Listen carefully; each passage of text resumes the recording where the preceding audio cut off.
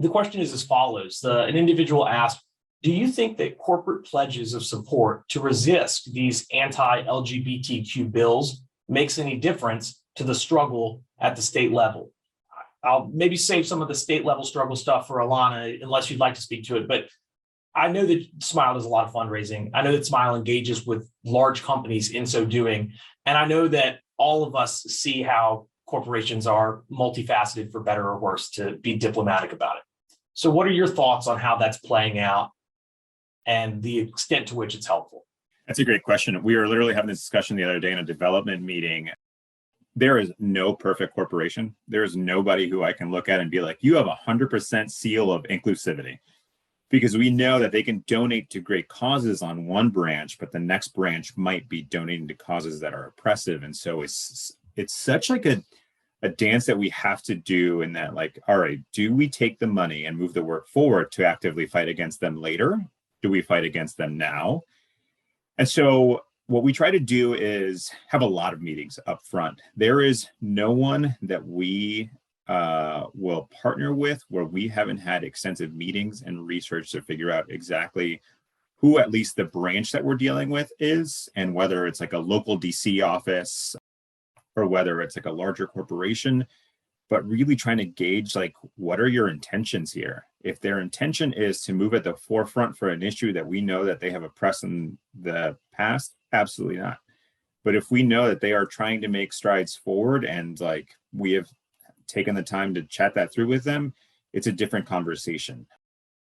And so it's a balance. It's a balance for everything that we do and the fundraising that we do. Like, we obviously need the funds to do the work, but most of the times we don't need the ball and chain with it.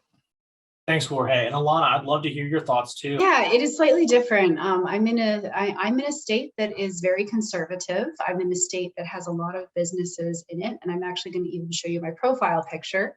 It's Ohio Business Competes, which is the business coalition that is formed in Ohio specifically to support LGBTQ individuals in the state through advancing the work for non-discrimination protections and being able to speak up in moments exactly like now when we're seeing these attacks on the community. So in our state, it is actually the business voices that are so important in these moments.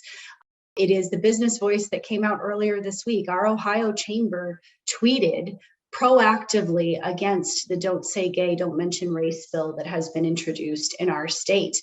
I can't tell you how much that triggered in terms of amplifying additional voices and giving somewhat permission for folks who wanted to speak out but maybe had some hesitancy in doing so. So I am 100% with you, Jorge. Our businesses, our corporate community is imperfect at best.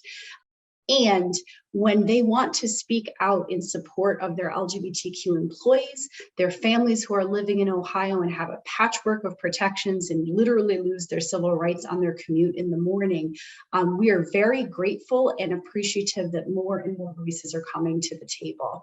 That Ohio Business Competes Coalition, we started about 6 years ago with 10 companies, and we're up to 1,200 companies now that are using their voice. It's no cost. This is not a financial situation, but it's using their voice to advance LGBTQ equality in our state. And I have found it makes a huge difference in a conservative state like ours.